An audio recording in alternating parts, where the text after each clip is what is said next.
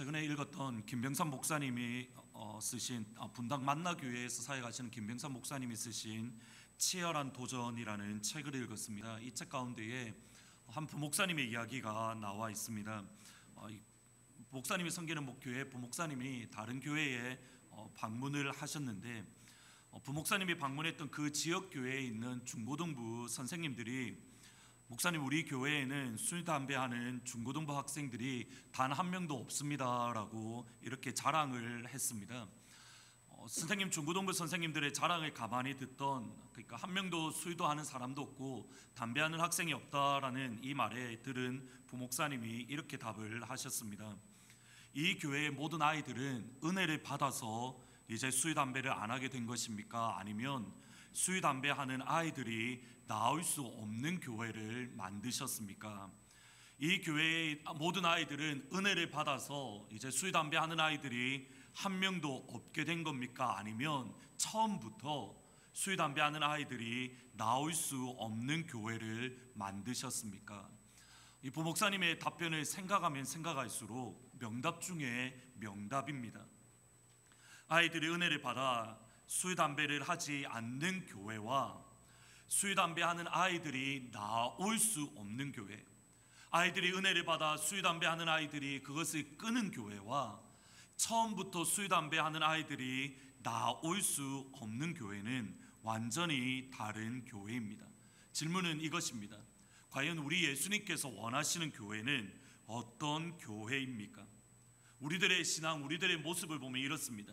술, 담배 하는 아이들이 나올 수 없고 술, 담배 하는 아이들이 방문할 수 없는 교회를 만들고 그것을 갖다가 그 교회를 우리가 기뻐하고 자랑하는 교회가 아닙니다.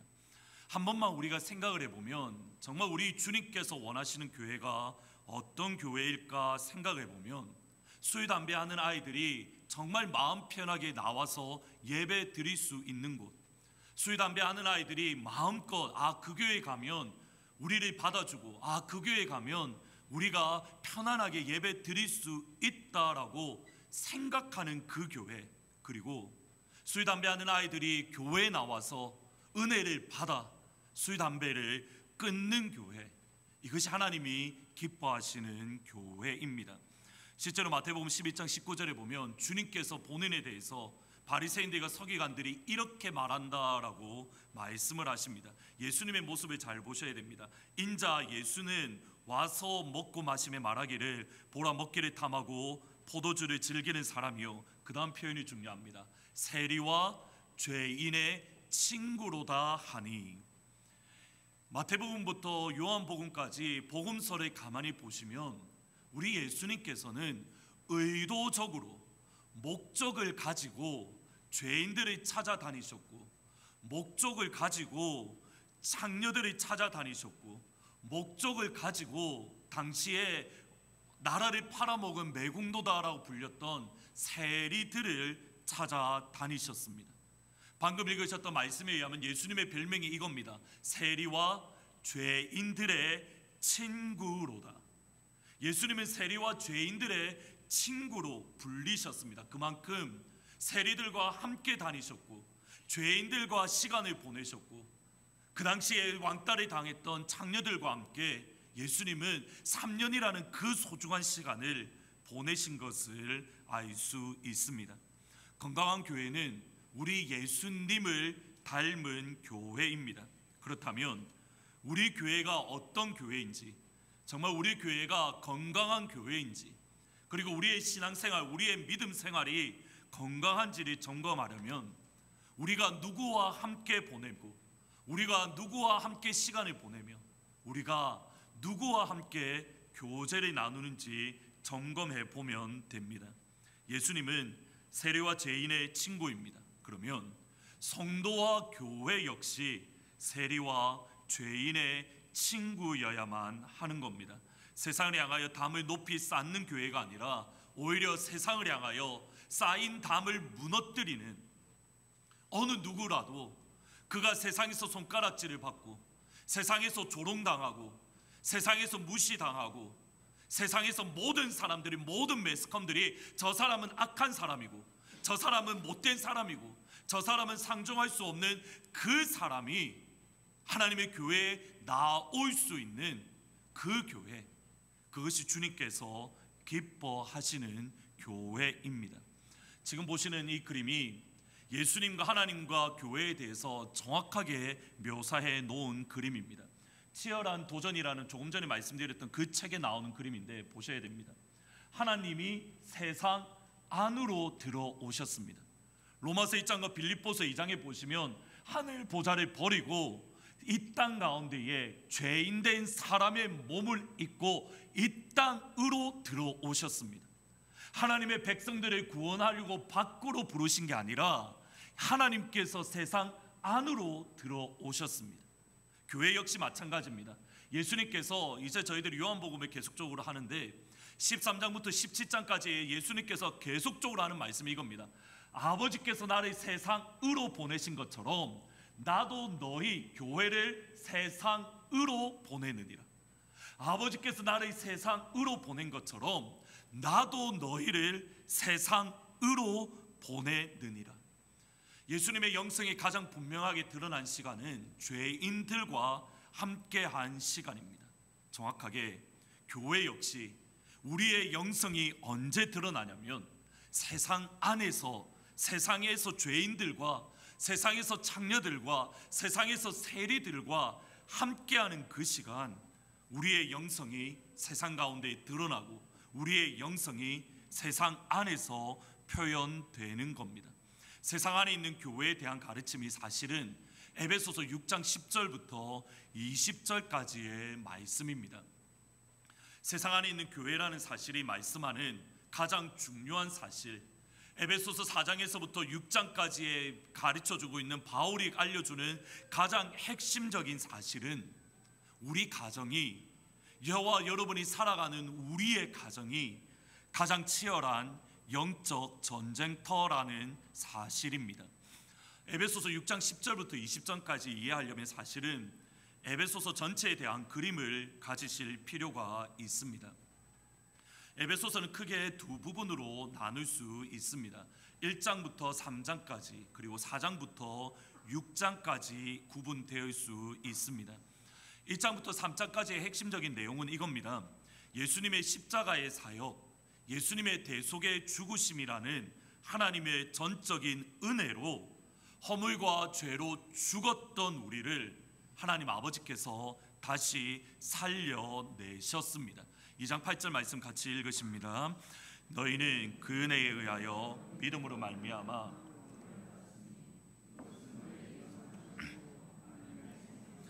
허물과 죄로 이미 죽었다라고 되어져 있습니다. 2장 8절 말씀에 보면 You were dead, 이미 너희들은 죽었었다. 앞으로 죽을 게 아니라 너희들은 이미 죽었었고 너희들은 세상 풍조를 이미 따르고 있었고 공중의 권세 잡은 자 마귀를 섬기는 본질상 진노의 자녀입니다. 본질상 진노의 자녀인 저와 여러분을 하나님께서는 예수를 믿는 믿음으로 말미암는 구원, 하나님의 선물을 우리에게 허락해 주셨습니다. 예수님을 믿는 믿음으로 진노의 자녀에서 하나님의 자녀로 우리의 존재 자체가 본질적으로 변화되었습니다. 우리의 존재 자체가 본질적으로 변화되었다라고 한다면 변화된 삶에 합당한, 하나님께서 우리를 은혜로 구원해 주신, 은혜로 구원받았다라는 교회와 성도는 그 은혜에 합당한 삶을 살아야 됩니다. 이것이 4장 1절의 말씀입니다. 그러므로 주 안에서 같이 내가 너희를 권하노니 너희가 부르심에 받은 일에 합당하게 행하라. 합당하게 행하라. 영어 성경, 한글 성경에 보면 계속 문장을 이어가는데 영어 성경이나 헬라어 성경에 보면 딱 여기서 끝이 납니다. I urge you to live a life worthy of the calling you have received. 너희들이 받았던 소명에 합당한 삶을 내가 너희들이 살기를 권면합니다. 여기서 문장이 끝이 납니다. 4장부터 6장까지의 내용은 이겁니다. 하나님께서 너희를 부르신 부름에 합당한 삶을 살아가라. 내가 너희들을 권하노니 주 안에서 갇힌 자 된 내가 너희를 권하노니 부름에 합당한 삶을 살아가십시오. 이것이 4장에서 6장까지의 내용인데 조금 더 좁혀서 5장에서부터 6장을 살펴보면 이렇게 구분할 수가 있습니다. 5장 15절부터 22장까지는 성령의 충만을 받으라라는 내용입니다. 5장 18절에 때가 악하니 오직 너희는 성령의 충만을 받으라. 그리고 22절부터 6장 9절까지는 구체적으로 너희들이 성령의 충만함을 받아야 되는 현장, 너희들이 성령의 충만함을 받아서 살아가야 되는 장소, 너희들이 성령의 충만함을 받아서 그 성령의 충만함을 받아 따라 살아가야 되는 현장이 무엇인가에 대해서 말씀해 주고 있습니다. 연결해서 말하면 이렇습니다. 5장 18절에서 성령의 충만함을 받으라라고 이야기를 하면서 성령의 충만함을 받을 때에 나올 수 있는 남편과 아내, 자녀와 부모, 종과 상전, 곧 사회생활에서 구원에 합당한 성도의 삶을 살 수 있습니다. 교회가 그 예수님께 복종하듯 아내가 남편에게 복종하기 위해서 성령의 충만함이 필요합니다. 예수님께서 교회를 위해서 자신의 목숨을 주신 것처럼 예수님께서 교회를 사랑하여서 교회를 위해서 자신을 준 것처럼 남편이 아내를 사랑하고 섬기고 목숨을 아내를 위해서 내어주기 위해서 성령의 충만함이 필요합니다. 자녀들이 주 안에서 부모님에게 순종하기 위해서 부모님이 자녀들을 노엽게 하지 않고 주님의 교훈과 훈계로 양육하기 위해서 성령의 충만함이 필요합니다. 종들이 성실한 마음으로 주인을 섬기며 상전들이 종을 위하고 위협하지 않기 위해서 성령의 충만함이 필요합니다. 아내와 남편, 부모님과 자녀, 종과 상전이라는 우리의 삶의 자리에서 하나님께서 원하시는 삶을 살기 위해서 있어도 되고 없어도 되는 것이 아니라 반드시 우리에게 필요한 것이 성령의 충만함입니다. 하나님께서 원하시는 아내로 살아가기 위해서 우리가 가정에서 그냥 아내로 살아가는 게 아니라 하나님께서 원하시는 아내로 살기 위해서 아내라는 역할을 감당하기 위해서 반드시 필요한 것이 성령의 충만함입니다. 하나님께서 기뻐하시는 남편으로 살아가기 위해서 남편으로 살기 위해서 결혼해서 남편이 되었기에 그냥 살아가는 게 아니라 하나님께서 원하시는 남편으로 살아가기 위해서 우리에게 필요한 것이 성령의 충만함입니다. 직장에서 그냥 돈을 벌기 위해서 살아가는 것이 아니라 직장에서 하나님이 원하시는 직장의 삶을 살기 위해서 여러분이 비즈니스를 할 때에 하나님이 기뻐하시는 비즈니스를 하기 위해서 여러분이 하나님이 기뻐하시는 학업을 감당하기 위해서 우리에게 필요한 것이 성령의 충만함입니다. 우리에게 성령의 충만함이 필요한 것은 우리에게 성령의 충만함이 필요한 장소는 우리가 주일날 교회에 와서 찬양하고 기도하고 예배하고 말씀을 듣는 그 시간 그 장소에만 필요한 것이 아닙니다. 바울이 오히려 말하는 것은 이겁니다. 너에게 정말 성령의 충만함이 필요한 시간은 너에게 정말 성령의 충만함이 필요한 장소는 여러분이 일상의 삶을 살아가는 바로 그 시간 여러분이 평범한 삶을 살아가는 바로 그 장소 여러분의 가정과 여러분의 직장에서 우리에게 성령의 충만함이 필요합니다. 이것이 5장 22절부터 6장 9절까지의 말씀입니다. 그리고 6장 10절부터 바울은 이렇게 말을 합니다. 10절 말씀 같이 읽어보십니다. 끝으로 너희가 능력으로 강건하여지고 끝으로 finally라고 이야기를 합니다. Be strong, be strengthen이라는 말이 더 정확한 말입니다. 강건해져라. 마지막으로 너희들이 강건해져라.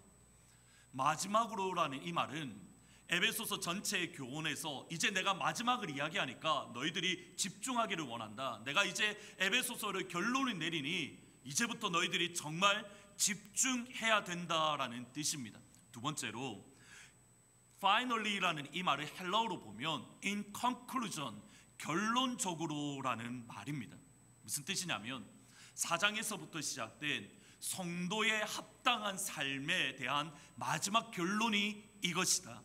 성도의 합당한 삶을 살아가야 되는데 이제부터 그 합당한 삶의 마지막 결론이 6장 10절부터 20절이다라는 말입니다. 보셔야 됩니다. 지금까지 바울이 6장 9절까지 내용은 이겁니다.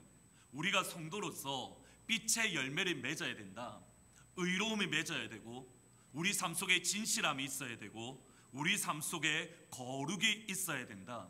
너희들이 남편으로서 또는 아내로서 부모님으로서 자녀로서 직장 상사로서 직장에서의 부하 직원으로서 너희들이 그리스도인으로 바른 삶은 이것이다 라는 도덕적인 것과 윤리적인 가르침입니다. 에베소서를 조금 전에 두 가지로 말씀드렸습니다. 1장 3절부터 너희들의 은혜로 구원을 받았다. 따라서 여기에 합당한 삶은 이런 삶이다. 바울이 이렇게 말을 합니다. 로마서 역시 마찬가지입니다. 1장부터 11장까지는 너희들이 은혜로 구원을 받았다. 그러므로 12장부터 내가 하나님의 모든 자비하심으로 너희를 권하노니 너희 몸을 하나님이 기뻐하실 거룩한 산 제사로 드리라. 윤리적인 삶입니다. 분명히 그리스도인은 기독교는 교리와 윤리가 하나가 되어져 있습니다. 분명히 바른 삶을 살아야 됩니다. 윤리적인 삶을 살아야 됩니다. 온전한 삶을 살아야 됩니다. 마태복음 5장에 보면 너희 의가 서기관과 바리새인보다 낫지 아니하면 천국에 들어가지 못하리라. 예수님의 말씀입니다. 분명히 그리스도인으로 윤리적인 삶을 살아야 됩니다. 그런데 에베소서 6장에서 바울이 모든 윤리적인 삶을 가르친 이후에 이제 이게 결론이다라고 말하는 게 6장 10절부터 20절인데 윤리적인 삶으로 끝나는 게 아니라는 겁니다. 윤리적인 삶 이면에 우리가 바르게 살아야 되는 것 이면에 그 건너편에 다른 본질적인 문제가 마지막으로 남아 있다라는 겁니다. 이게 6장 10절부터 20절인데 6장 12절 말씀 같이 한번 읽어 보십니다. 우리의 씨름은 혈과 육을 이 어둠의 세상 주관자들과 하늘에 있는 악의 영들을 상대함이라. 우리의 씨름은, 우리는 지금 레슬링을 하고 있다라고 이야기를 하는데 레슬이라고 말을 합니다.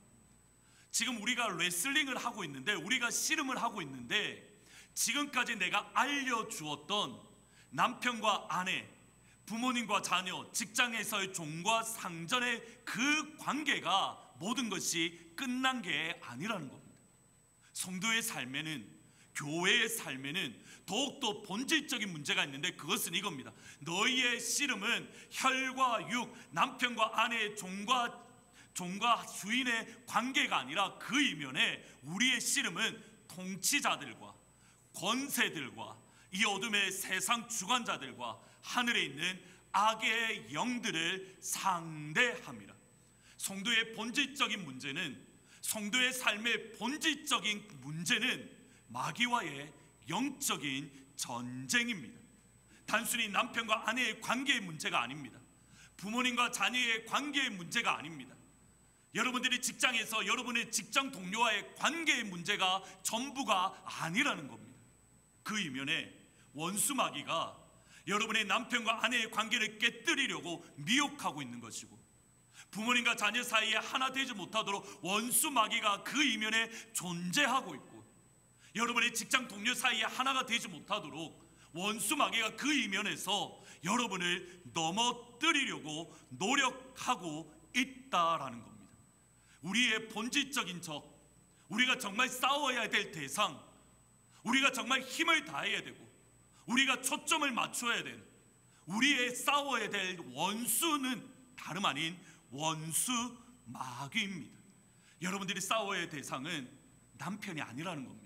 여러분들이 싸워야 할 대상은 아내가 아니라는 겁니다. 여러분들이 싸워야 할 대상은 여러분의 자녀가 아니고 여러분의 부모님이 아니고 나를 힘들게 할 직장 동료가 아니라 여러분들이 정말 싸워야 될 대상은 다름 아닌 원수 마귀입니다. 그리스도인으로서, 예수 믿는 성도로서 우리가 정말 힘써 싸워야 될 본질적인 원수는 사탄 마귀입니다. 욥은 하루아침에 큰 고통과 어려움을 겪었습니다. 모든 재산을 잃고 자녀들까지 하루아침에 잃었습니다. 욥기 1장과 2장을 가만히 보시면 특별히 1장에서 마귀가 욥을 넘어뜨리기 위해서 대단히 치밀하게 작전을 짠 것을 볼 수 있습니다. 1장 14절 26절 말씀 한번 읽어보십니다. 두 가지 한 표현이 계속적으로 반복됩니다. 같이 한번 읽어보십니다. 사환이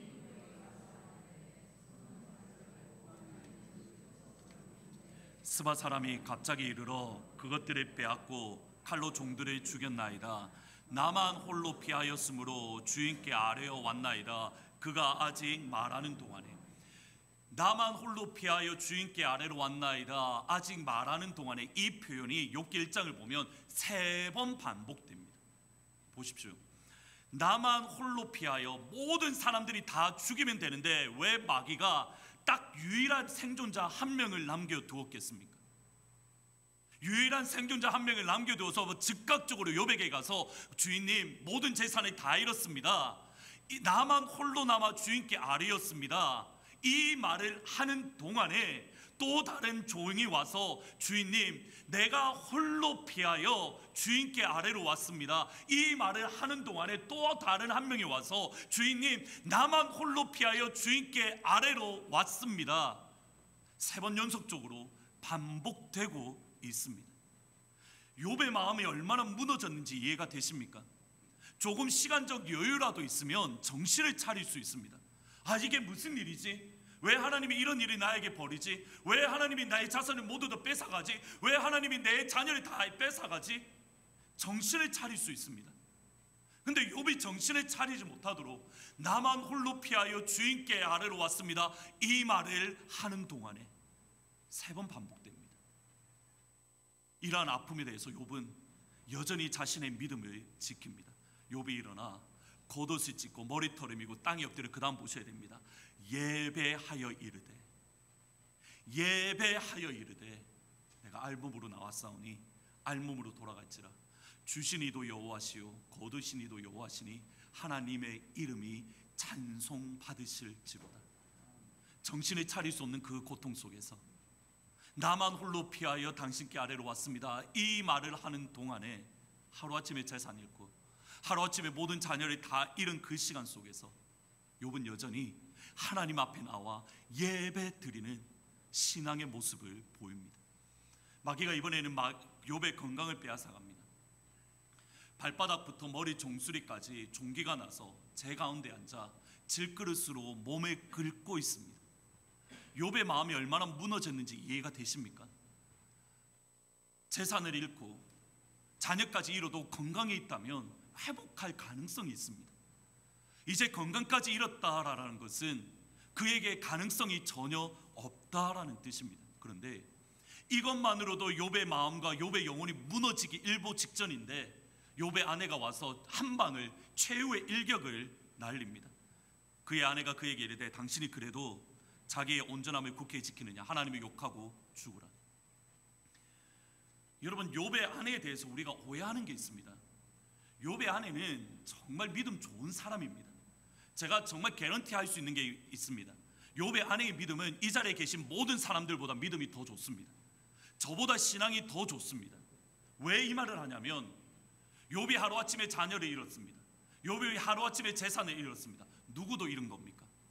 욥의 부인도 똑같이 잃었습니다. 욥이 그 말을 듣는 동안에 욥의 아내도 그 옆에서 똑같이 주인님, 당신의 재산이 모두 잃었습니다. 주인님, 당신의 자녀들이 모두 죽었습니다. 욥의 아내도 똑같은 것을 경험했습니다. 똑같은 아픔, 똑같은 어려움을 경험했던 그 시간에 욥의 아내 역시 하나님 앞에 나와 예배하며 이르되 주신 이도 여호와시요 거두신 이도 여호와시니 하나님의 이름이 높임을 받을지어다. 욥의 아내 역시 똑같은 신앙 고백을 했습니다. 믿음 좋습니다. 정말 믿음이 든든한 사람입니다. 어디에 내놓아도 뒤처지지 아니할 놀라운 믿음의 능력을 소유한 여인입니다. 모든 것을 이해할 수 있었습니다. 자녀를 잃는 것까지 이해할 수 있습니다. 근데 욥의 아내가 이해하지 못한 건 이겁니다. 왜 자기 남편의 건강을 빼앗아 가느냐는 겁니다. 욥의 아내는 욥을 진심으로 사랑했습니다. 성경적으로 사랑했습니다. 어느 정도 사랑했냐면 자기의 자녀들보다 욥의 아내는 욥을 더 사랑했습니다. 자녀를 잃을 때까지 욥의 아내는 흔들리지 않았습니다. 욥의 아내가 흔들렸던 건 이겁니다. 하나님께서 사랑하는 남편의 건강을 빼앗아가는 그 시간입니다. 문제가 어디에 있습니까? 남편을 사랑하되 하나님보다 더 사랑했습니다. 중요한 건 여기에 있습니다. 욥의 아내가 마음이 무너졌을 때, 영혼이 무너졌을 때에 했던 말이 이겁니다. 당신이 그래도 자기의 온전함을 지키느냐 하나님을 욕하고 죽으라. 누구의 말이냐면 사탄의 말하고 정확하게 똑같습니다. 여호와께서 사탄에게 이르시되 내가 나를 충동하여 까닭없이 그를 치게 하였어도, 보셔야 됩니다. 하나님의 말입니다. 그가 여전히 자기의 온전함을 굳게 지키었느니라. 욥의 아내의 말이 무엇입니까? 그래도 당신이 순전함을 지키겠느냐? 하나님의 말씀을 정확하게 비꼬고 있습니다. 누구의 일입니까? 마귀의 일입니다. 당신이 그래도 하나님 앞에 순전함을 지키겠느냐? 하나님의 말씀을 정확하게 비꼬고 있습니다. 더 중요한 건 이게 있습니다. 그리하시면 틀림없이 그가 하나님을 욕할 겁니다. 욥의 아내의 말이 이겁니다. 당신이 그래도 순전함을 지키느냐? 하나님을 욕하고 죽으라. 욥과 욥의 아내가 수없이 많은 고통과 어려움 가운데서 그들이 흔들리지 않았습니다. 보십시오. 재산을 다 잃었습니다. 욥과 욥의 아내가 흔들리지 않았습니다. 자녀를 잃었습니다. 욥과 욥의 아내의 관계가 깨어지지 않았습니다. 욥과 욥의 아내의 관계가 깨어질 때에 누가 있었습니까? 우리가 얼핏 보기에는 욥과 욥의 아내의 관계가 신뢰가 깨어진 것처럼 느낍니다. 근데 그 이면에는 원수 마귀가 있었습니다.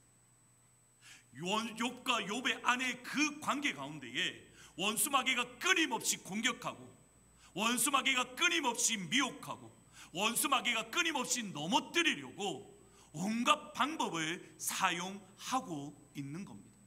물론 욥의 아내의 책임이 없다라는 게 아닙니다.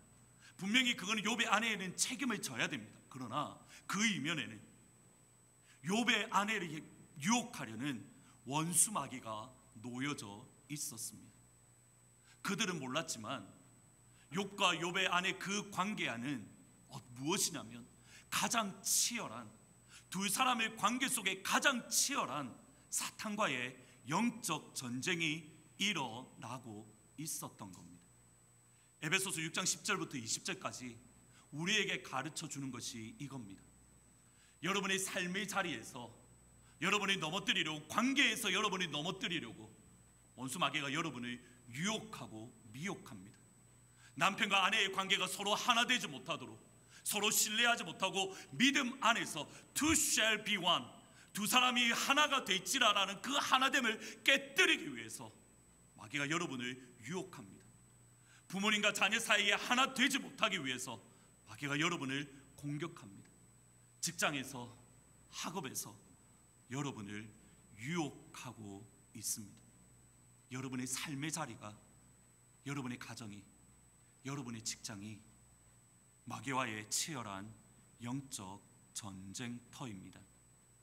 그러면 과연 성도의 삶의 자리, 가정과 직장이라는 치열한 마귀와 영적 전쟁터에서 성도가 이길 수 있는 승리의 비결은 무엇입니까?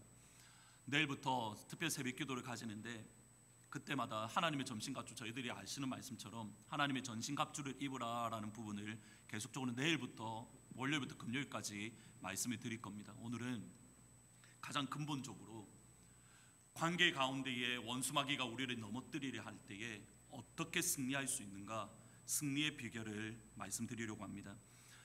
고린도서 2장 12절에서 바울은 이렇게 말을 합니다. 고린도 성도들에 이렇게 말을 합니다. 이는 우리로 사탄에게 속지 않게 하려 함이라. 우리는 그 계책을 알지 못하는 바가 아니라 For we are not unaware of his schemes. 거꾸로 말하면 우리는 마귀의 계획을 너무 분명하게 알고 있다입니다. 우리는 마귀에게 속지 않을 겁니다. 왜냐하면 우리는 마귀의 계획을 너무 잘 알고 있기 때문입니다. 고린도 교회의 신앙생활을 보면 정말 말도 안 되게 엉망진창입니다. 자주 말씀드리다시피 고린도 교회 내에는 파벌이 있었습니다. 서로가 분열이 되었습니다. 서로가 싸우고 있습니다. 예배 드리는 문제로 서로 치고받고 싸우고 있습니다. 우상 제물 때문에 또는 커뮤니언, 하나님 앞에 주님 앞에 드리는 성찬의 문제로 당신이 옳다 내가 옳다 서로 싸우고 있습니다. 세상 법정에 고소해서 서로 고발하고 있습니다. 심지어 세상에서도 부끄러운 음행, 아들이 그의 아버지의 어머니 계모와 함께 성관계를 가지는 세상에서도 말도 안 되는 모습이 예수 믿는다라고 하는 고린도 교회 성도들 안에 놓여져 있습니다. 오늘날 교회가 타락했다라고 이야기하지만 이미 고린도 교회가 우리의 모습을 정확하게 보여주고 있습니다. 보셔야 됩니다. 분명히 엉망진창입니다. 세상에서도 부끄러운 짓을 고린도 교회 성도들, 예수의 믿음으로 구원받았다라고 하는 성도들이 저지르고 있습니다. 어머니와 어떻게 성관계를 맺을 수 있습니까? 성도와 성도들 사이에 어떻게 서로 고발하고 있을 수 있습니까? 예배 드리는 문제로 어떻게 치고받고 싸울 수 있습니까? 그게 교회입니까? 그게 하나님의 백성입니까? 그게 하나님의 자녀입니까? 분명히 고린도 교회 성도들이 잘못했습니다. 여기에 대해서 바울이 대단히 강한 말로 책망합니다. 너희들이 예수 믿는다면서 어떻게 그런 모습이 있을 수 있느냐고. 너희가 하나님의 백성이면서 어떻게 분파가 있을 수 있고, 너희가 하나님의 자녀이면서 어떻게 음행이 있을 수 있고, 너희가 하나님의 자녀이면서 어떻게 예배 드리는 문제로 서로 싸울 수 있는가. 대단히 강한 말로 고린도 교회를 책망합니다. 그런데 이 책망을 한 이후에 바울이 생각할 때에 고민이 빠지기 시작했습니다. 바울의 강한 책망을 들은 고린도 교회 성도들이 마음이 하나님 앞에 회개하고 돌아오는 게 아니라 왜 저러지? 왜 우리를 책망하지? 부드러운 말로 할 수 있는데 왜 저렇게 센 말을 하지? 왜 저렇게 나를 아프게 만들지? 고린도 교회와 바울 사이에, 성도와 성도 사이에 틈이 벌어지기 시작했습니다. 서로가 하나 되지 못하도록 그 가운데 미움이 싹트기 시작하고, 바울이라고 하면 얼굴도 보기 싫었고, 바울이라고 하면 이름조차 듣기 싫어하는 것, 서로가 주 안에서 하나 되지 못하게 만드는 것, 이것이 원수 마귀의 책략이라는 겁니다. 목회자와 성도 사이에, 성도와 성도 사이에, 남편과 아내 사이에, 부모님과 자녀 사이에, 직장 동료 사이에 마귀가 하나 되지 못하도록 틈을 벌리고 관계가 벌어지도록 유혹하고 있습니다. 그러면 여기에 대해서 어떻게 원수 마귀의 계계를 뛰어넘을 수 있습니까? 2장 10절 말씀 같이 한번 읽어보십니다. 너희가 무슨 일이든지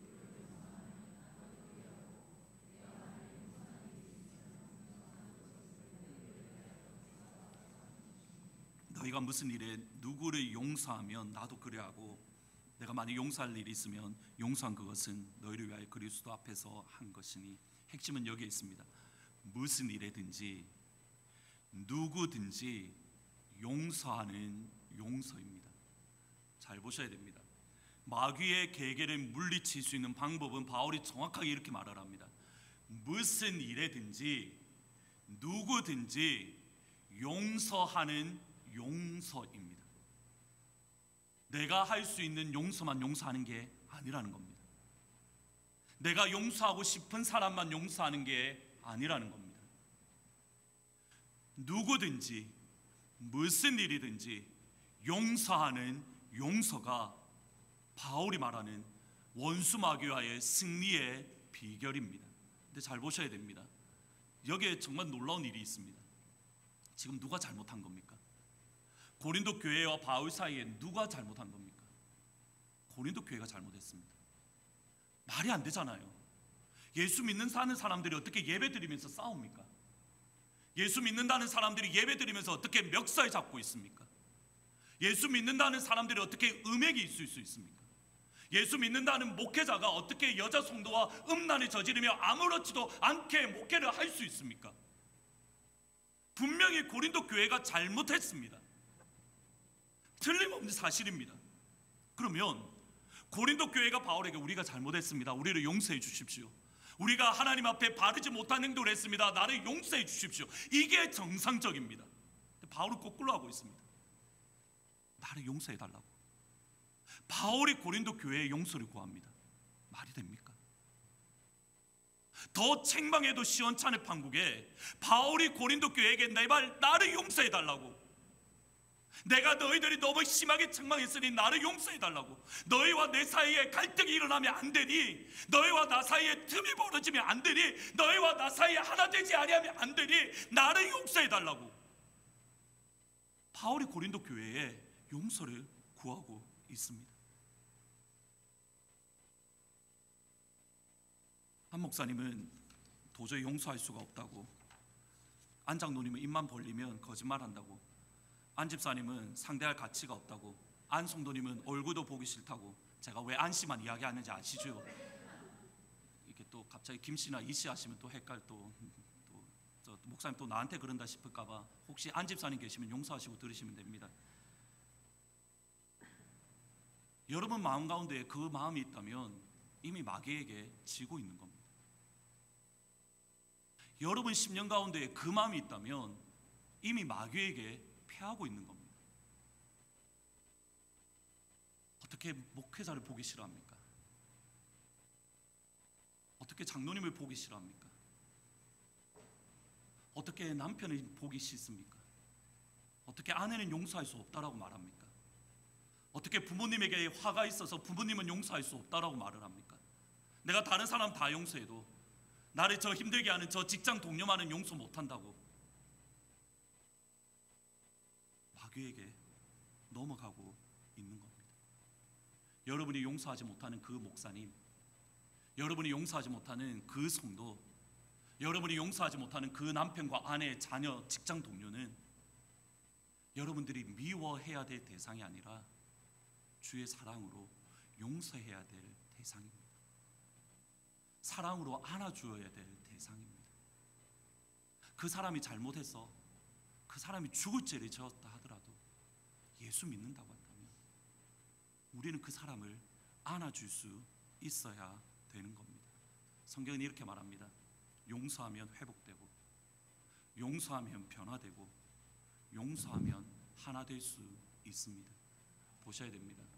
무슨 일이든지 누구든지 용서하면, 무슨 일이든지 What I have forgiven, if there was anything to forgive, 무슨 일이든지 누구든지. 이번에 설교를 준비하면서 욥에 대해서 다시 한번 좀 생각을 해보았습니다. 욥이 회복되었던 시점은 성경은 이렇게 말을 합니다. 보시면 욥기 42장 10절과 13절에 보시면 같이 한번 읽어보십니다. 욥이 그 친구들을 위하여 기도할 때 여호와께서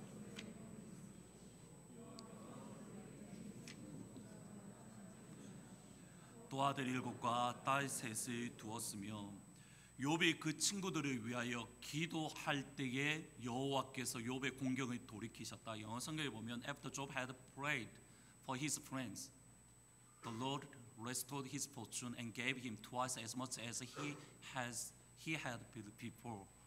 잘 보셔야 됩니다. 그 친구들이 도대체 누굽니까? 지금 욥이 기도하고 있는 그 친구들이 누굽니까? 모든 것을 잃어버렸을 때에 네 잘못했다고, 네 죄지었잖아, 네 사람에게는 안 보여도 네 죄지었잖아, 끊임없이 정죄하는 그 친구들을 향하여 기도한 후에 그 시간에 하나님께서 욥을 회복시켜 주셨습니다. 나를 아프게 하는 성도를 위해서 기도할 때에, 그를 용서할 때에 하나님께서 회복시켜 주시는 겁니다. 더 놀라운 게 뭔지 아십니까? 저는 항상 궁금했습니다. 욥기를 읽으면서 도대체 그 아내는 어떻게 되었을까? 저는 이게 항상 궁금했습니다. 차라리 욕하고 죽으라, 그 뒤에 아내는 어떻게 되었을까? 이게 제 고민이었습니다. 근데 제가 내린 결론은 이겁니다. 욥이 욥의 아내를 사랑했을까요? 사랑하지 않았을까요? 욥이 욥의 아내를 용서했을까요? 용서하지 않았을까요? 용서했습니다. 제가 일부러 또 아들 7과 딸 3을 두었다라는 구절을 읽었습니다. 욥기를 다시 한번 보셔야 됩니다. 욥이 이렇게 말합니다. 내 아내는 나의 숨결을 싫어하고, 욥의 아내가 욥을 그 정도로 미워했습니다. 근데 차라리 욕하고 죽으라라고 한 다음에 욥의 아내가 욥을 떠났다라는 말이 없습니다. 욥의 아내는 욥의 옆에 끝까지 있었습니다. 그러면 하나님께서 언제 욥을 회복시켜 주신 겁니까? 그의 친구를 위하여 기도할 때뿐만 아니라 그의 아내를 용서할 때입니다. 여러분, 제일 마음이 무너지는 게 언제인지 아십니까? 모르겠습니다. 저는 그랬던 것 같습니다. 이게 또 설교했다가 또 혼날 것 같긴 한데 이거 동영상 녹음하면 안 됩니다. 담임 목회를 한 이후에 하다가 어떤 일이 있어서 제 스스로 좀 고민을 했던 적이 한 번은 있었습니다. 몇 번 있었는데, 한날은 저희 전도사님들 제가 교회 일을 잘 이야기를 안 하다가 그냥 내가 지금 이런 것 때문에 어렵습니다라고 이야기를 했습니다. 근데 갑자기 저보고 당신이 잘못했다고 그러는 겁니다. 사실은 제가 잘못한 걸 수도 있는데 너무 억울한 겁니다. 여러분들이 저보고 잘못했다면 그러려니 하고 제가 넘어갑니다, 사실은. 그런데 저희 전도사님이 저한테 그거 당신이 잘못한 거 맞다고 그 말을 하니까 사실 그 말에 무너져 갖고 제가 그때 한번 좀 많이 화를 냈던 적이 있습니다. 화를 낼 뿐만 아니라 아예 한동안 사무실에 있었던 적이 있습니다. 내가 가장 믿고 의지하는 사람이 나를 신뢰하지 못하고 나를 정죄할 때에 여러분 그 아픔이 얼마나 큰지 아십니까? 여러분이 정말 무너질 때는 돈이 없을 때가 아닙니다. 이 땅 가운데 여러분 혼자 있다라고 생각할 때입니다. 욥이 욥의 친구들보다 욥의 부인을 용서하는 게 더 힘들었습니다. 근데 그 아내를 사랑으로 받아줄 때에 그때 하나님께서 회복시켜 주신 겁니다. 승리의 비결은 이겁니다. 무슨 일이든지 누구든지 용서하는 용서입니다. 우리 온 교회가 이 용서가 있기를 주님의 이름으로 축원합니다. 말씀을 오늘 설교 예배 드리기 전에 드렸던 말씀 기억하십니까? 오늘부터 너에게 복을 주리라. 오늘부터 너에게 복을 주리라. 이 복이 이 시간 시작되기를 주의 이름으로 축원합니다. 다 같이 찬양 드리십니다. 내 백성이 나를 떠나. 다 같이 찬양합니다.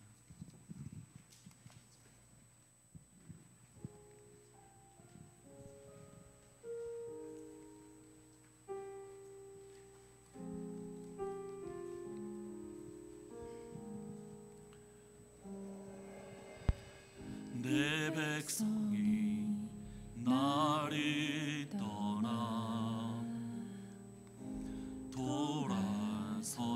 돌아섰지만 내 사랑이 내 백성을 포기 못하니 내 사랑이 내 백성을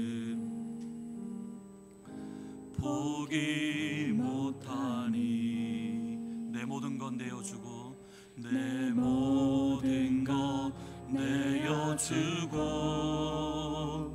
나 그들을 얻으리라. 여호와께 돌아가자. 우린 돌아서도 그는 변치 않네. 여호와께 돌아가자. 우린 넘어져도 그 사랑 영원하리. 내 백성이 나를 떠나 돌아섰지만 내 사랑이 내 백성을 포기 못하니 내 사랑이 내 백성을 포기 못하니 내 모든 것 내어주고 내 모든 것 내어주고 나 그들을 얻으리라. 여호와께 돌아가자.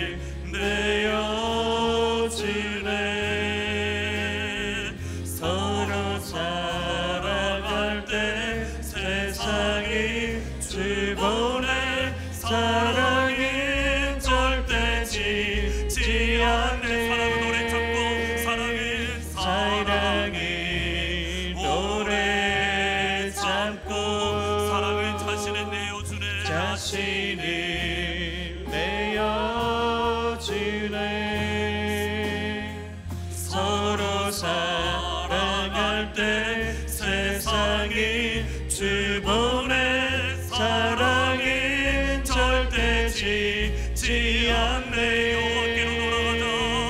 여호와께 돌아가자. 우린 돌아서도 그는 변치 않네. 여호와께 돌아가자. 우린 넘어져도 그 사랑 영원하네. 조금은 어떤 분들은 아마 부담스러우실 수도 있고 조금 마음에 거리낄 수도 있겠지만 대부분 다들 가족들하고 같이 앉으셨을 것 같습니다. 옆에 가족들의 손을 한번 같이 잡으시면 좋을 것 같습니다. 여러분 가족들의 손을 같이 잡으시고 혹시 또 떨어져 있으면 지금 찾아가셔도 됩니다. 떨어져 계시면 찾아가셔도 되니까 찾아가셔서 한번 손을 꼭 잡고 하나님 우리들 가운데에 하나님 그 용서가 있기를 소원합니다. 혹시라도 같이 계시지 않으면 여러분의 머릿속으로 그리셔야 됩니다. 하나님 남편이 아내를 용서하고 아내가 남편을 용서하고 부모님이 자녀를 용서하고 자녀가 부모님을 용서하고 또 내 주위에 있는 직장 동료를 용서하고 또 하나님 그 목사님도 용서하고 그 장로님도 용서하고 하나님 그 용서가 오늘 우리 가운데 있어서 오늘 주의 약속의 말씀대로 오늘부터 내가 너희에게 복을 주리라. 하나님 이 약속의 말씀이 오늘 우리 교회 가운데에 하나님 이루어질 수 있도록 아버지 축복해 주십시오라고 정말 힘있게 기도하셔야 됩니다.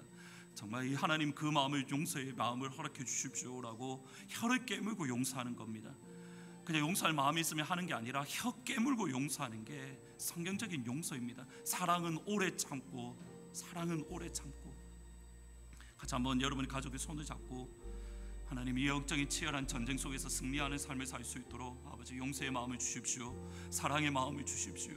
은혜의 마음을 주십시오라고 같이 한번 한 목소리를 잠시 기도하며 나아갑니다. 기도합니다.